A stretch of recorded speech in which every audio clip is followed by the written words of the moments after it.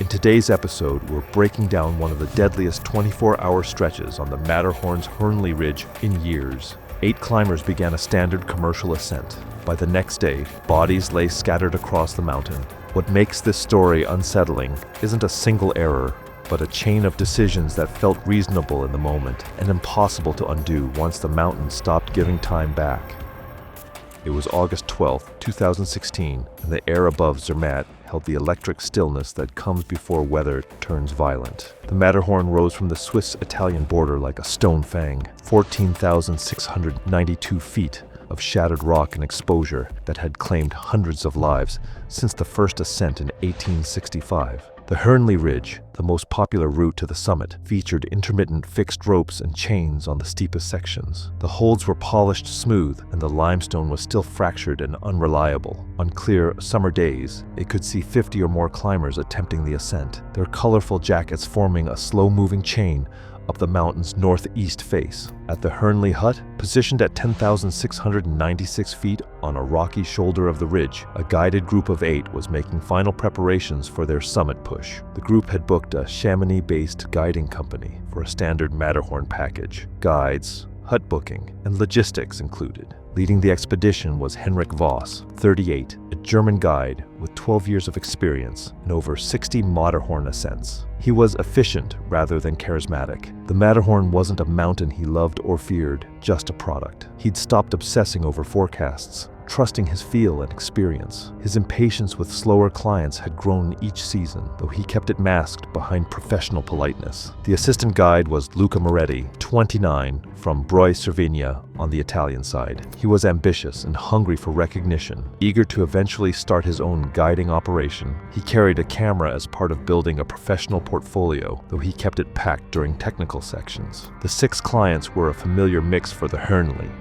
Marcus Webb, 44, a fit but relatively new American alpinist.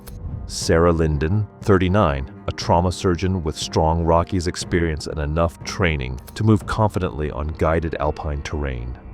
David and Emma Chen, 36, celebratory climbers with limited technical experience beyond guided trips. Yuki Tanaka, 28, quiet but clearly seasoned in the mountains. And Robert Dietrich, 52, slow, heavy breathing, and close to his limits even before the real climbing began. That evening, the weather forecast was discussed extensively. A low-pressure system was approaching from the west, expected to bring deteriorating conditions by late afternoon the following day. Most expeditions planned to depart between 3:30 and 4:30 a.m., reaching the summit between 9 and 11 a.m. Henrik gathered his group at 8 p.m. for a final briefing. If they were not at the summit by 11 a.m., they would descend regardless of proximity. This was non-negotiable. He assigned rope teams. He would lead Marcus, Yuki, and Robert. Luca would lead Sarah, David, and Emma. The configuration was aggressive, 2 guides managing 6 clients on technical terrain, but Henrik had run similar ratios before. Would the thin margin prove adequate if conditions deteriorated? Sleep was short and restless. At 3:15 a.m. on August 13th, headlamps began flickering on throughout the dormitory. Climbers pulled on layers, forced down unwanted breakfast, and checked harnesses and helmets. The temperature outside was 28 degrees Fahrenheit, and stars were still visible. The group departed at 3:50 a.m., joining a long line of climbers strung up the mountain. The early sections were straightforward scrambling, slowed by congestion. By 6:15 a.m., Henrik's group had reached the Solvay Hut at 13,133 feet, moving efficiently through the early crowds. This emergency shelter served as the psychological midpoint. Above it, the terrain steepened, and the fixed ropes and chains became more frequent. Robert was breathing heavily, his face flushed despite the cold. Henrik asked if he felt capable of continuing, and Robert nodded vigorously, unwilling to quit. Luca's rope team arrived 15 minutes later. Emma was energized by the sunrise, breaking over the Italian peaks. David was more cautious, testing each hold deliberately. Sarah climbed with efficient precision, monitoring her body's responses. The next section showed the mountain's teeth. Rock became more vertical and exposure increased dramatically. To the right, the north face dropped 4,000 feet toward the Matterhorn Glacier below. Fixed lines and chains ran up the steepest exposed sections, anchors polished by years of traffic. At 7:15 a.m., Robert Dietrich stopped climbing. He had reached a narrow traverse and simply froze. Henrik climbed back and discovered the problem. Robert's legs were shaking uncontrollably, his thigh muscles exhausted from sustained effort. This was not panic. It was simple physical depletion, the body announcing it had reached its limit. Henrik made the decision quickly. Luca would escort Robert back to the Solvay Hut and leave him sheltered there. Henrik continued upward with the remaining clients, leaning on Sarah's competence to help manage movement if needed. It was a calculated risk taken to avoid stalling the entire line in exposed terrain. At 7:30, Luca guided Robert back to the Solvay Hut and settled him inside, giving him the essentials to survive and instructions to stay put. Robert couldn't safely downclimb further in the building's wind, so Luca made the call to shelter him at Solvay and sprinted back up. The remaining 6 climbers continued upward toward the shoulder at approximately 14,100 feet. They reached it at 8:45 a.m., ahead of schedule despite the earlier delay. The summit was visible above, just 600 vertical feet away, but requiring another hour and a half of sustained climbing. Henrik noticed high cirrus clouds streaming in from the west, thin and wispy, but moving faster than expected. He calculated timing, summit by 10:15 a.m., descending by 10:30. The margins were tightening, but still workable. Henrik didn't know the forecast had worsened overnight. The system was moving faster, and he had no reliable way to receive updates that high. The final pyramid required sustained concentration. Fixed lines and chains ran up the most exposed sections, and the route zigzagged through cracks in crumbling limestone. The climbing was never harder than 5.4, but the exposure was profound. Thousands of feet of air on both sides, the ridgeline narrow enough that a strong gust could knock a climber off balance. At 9:20 a.m., Emma Chen paused on a narrow ledge to take a selfie. She was clipped to the fixed rope with a via ferrata lanyard, just enough slack to move between anchors. She extended one hand to hold her phone, framing herself with the summit cross behind her.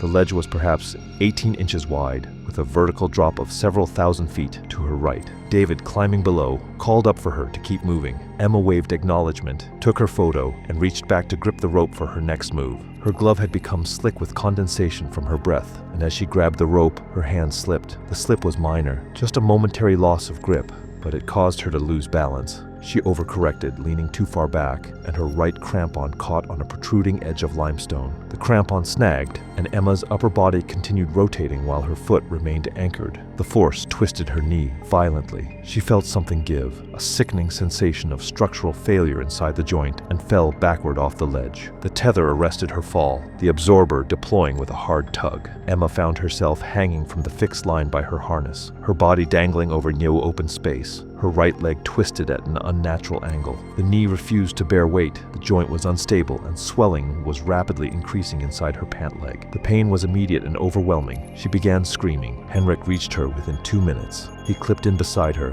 and assessed quickly. Emma's knee had failed catastrophically. She could not straighten the leg without waves of pain that left her gasping, and any attempt to put weight on it produced fresh screams. She was clipped securely to the rope and not in immediate danger of falling, but she could not climb. The injury had eliminated her ability to move under her own power. Henrik explained the situation. Emma needed to descend immediately, but she would require assistance on every difficult section, essentially being lowered while using her good leg and upper body strength where possible. The decision Henrik made next was flawed, driven by his confidence in Sarah's abilities and his unwillingness to abort the entire expedition over one injury in what still appeared to be stable conditions. He would escort Emma down with David's assistance, moving slowly and carefully. Marcus, Yuki, and Sarah would continue to the summit, with Sarah acting as rope leader, a role she had trained for but had never performed in conditions this technical or exposed. They would move quickly, summit, and descend to rejoin at the Hernley Hut by afternoon. Henrik handed Sarah his spare radio, instructing her to maintain regular contact. A more conservative guide would have turned everyone around. Henrik chose to split the group again. At 9:45 a.m., the separation happened. Henrik began the agonizingly slow process of lowering Emma down through the technical sections, with David providing support and encouragement. Emma bit down on a wadded glove to muffle her cries, tears streaming down her face as the movement jarred her damaged knee. Marcus, Yuki, and Sarah continued upward, with Luca rejoining them on the final pyramid shortly before the summit. The summit was perhaps 30 minutes above them. The cirrus clouds had thickened perceptibly, and the light had taken on the flat, diffuse quality that precedes a storm. Wind had picked up, gusting hard enough to require pauses for balance. They reached the summit cross at 10:35 a.m., later than planned, but still within Henrik's stated margins. The summit was a narrow rock platform, the steel cross rattling in rising wind as clouds built rapidly to the west. They allowed themselves 5 minutes. Marcus took photos quickly, his fingers already stiffening in the cold. Sarah stood quietly, absorbing the moment while monitoring the weather with growing concern. Yuki bowed slightly towards the cross, a gesture of respect that needed no translation. The descent began at 10:40 a.m. For the first 30 minutes, everything proceeded smoothly. They down-climbed through the upper pyramid with careful precision, reached the shoulder, and began descending the steep section below it toward the Solvay Hut. At 11:15 a.m., the weather changed with shocking speed. Wind increased from steady to aggressive within minutes, gusting hard enough to force climbers to grip the rock. The temperature dropped sharply, and the first snowflakes began to fall. Not gentle flurries, but hard pellets driven horizontally by the wind, mixed with graupel that stung exposed skin.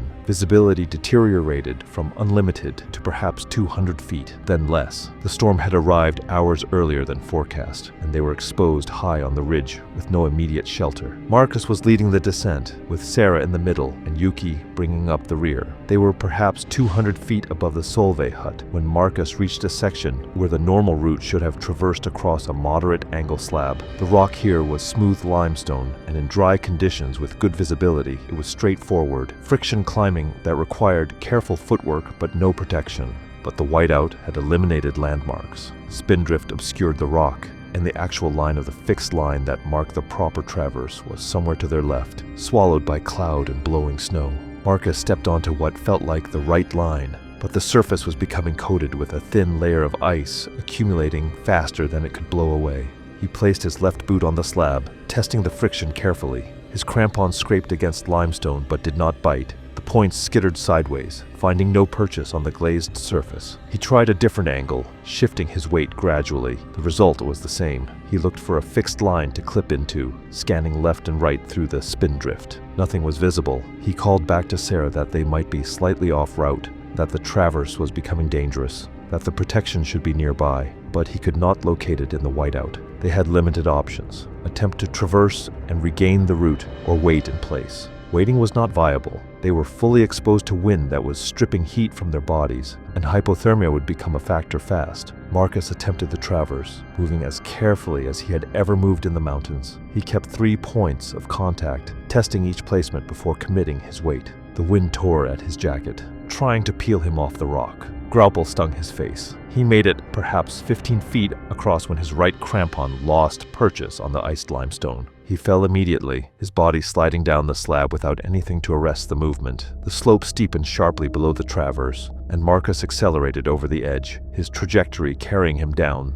the north face. Sarah watched in frozen horror as her climbing partner disappeared into the swirling snow. There was no scream, no impact sound, just the wind and the terrible absence where Marcus had been standing moments before. Marcus Webb fell over 1,000 feet down the north face, his body striking rock repeatedly before coming to rest on broken terrain far below the normal route. The impacts killed him instantly. Sarah and Yuki stood frozen on the ridge above the traverse. Sarah's medical training provided no comfort. She knew with absolute certainty that no one survived a fall like that. Her hands were shaking violently, and she realized she was going into shock. Yuki remained silent behind his goggles, his expression unreadable. They could not cross the traverse where Marcus had fallen. Attempting the same line would be suicide. Sarah forced herself to think tactically through the fog of shock and fear. They needed shelter immediately, and the Solvay Hut was above them. Perhaps 20 minutes of climbing back upward against the wind. They would retreat to the emergency shelter, wait out the storm, and descend when conditions improved. The climb back up to the Solvay Hut was one of the hardest things Sarah had ever done.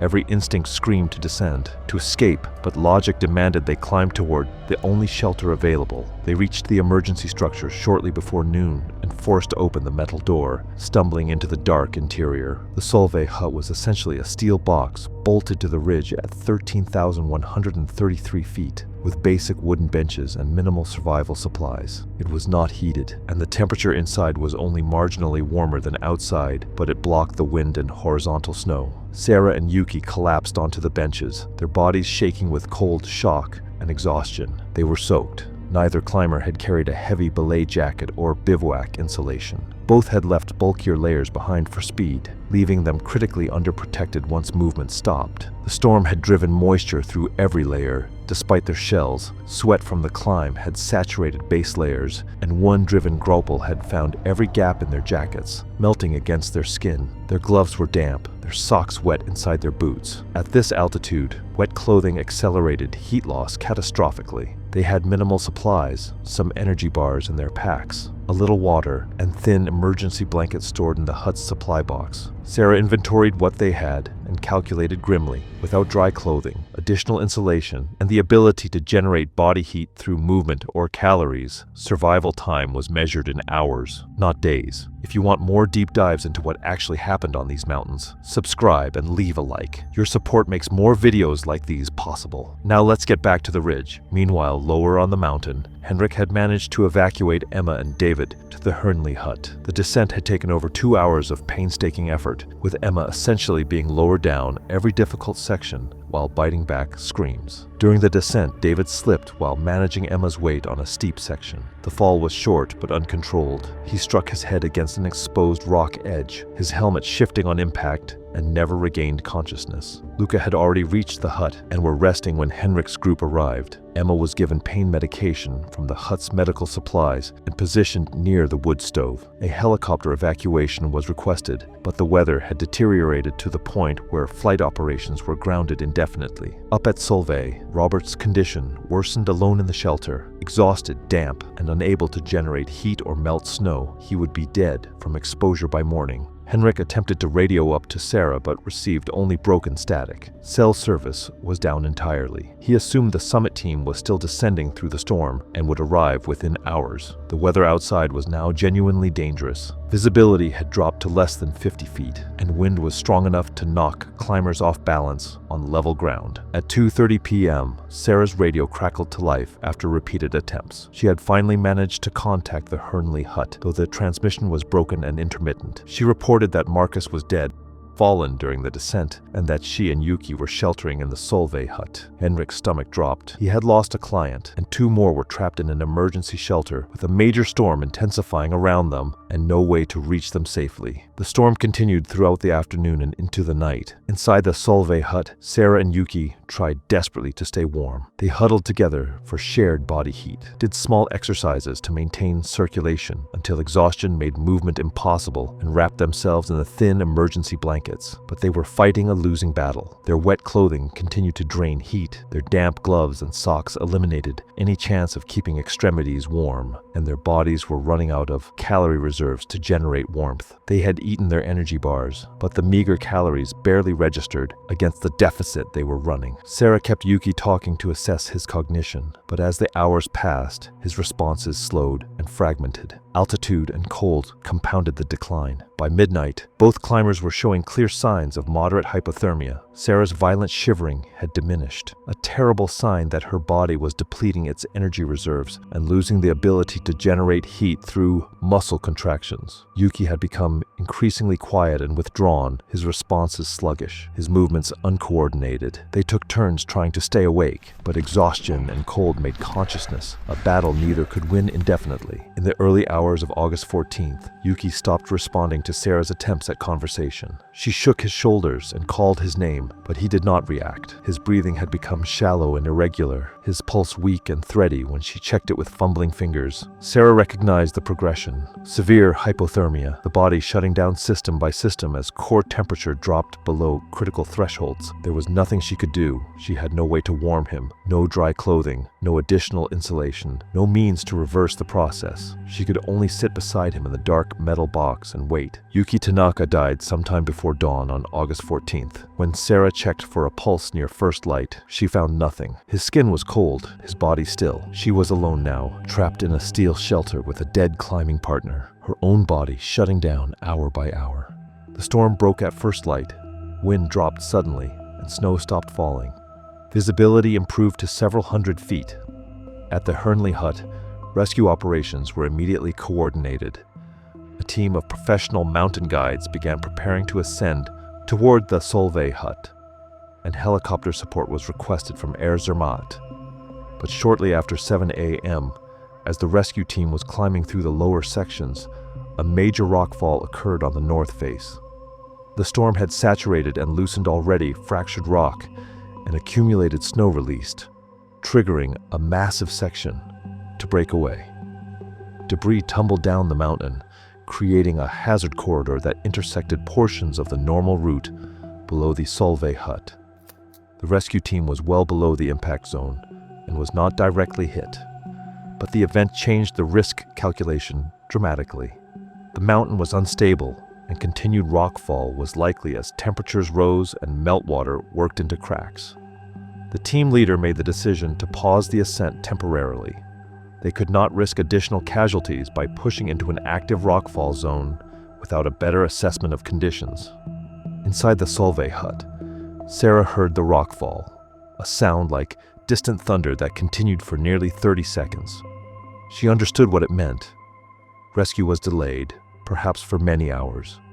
She checked her watch with fingers that barely responded. She had been in the hut for nearly 24 hours. Her thoughts were becoming confused, drifting in and out of clarity. She felt an overwhelming desire to sleep. At mid-morning, a helicopter from Air Zermatt attempted a reconnaissance of the Solvay Hut.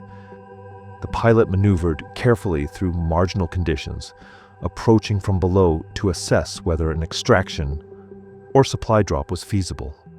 At 13,000 feet, the helicopter was operating near its performance limits, and residual gusts made stable flight extremely difficult.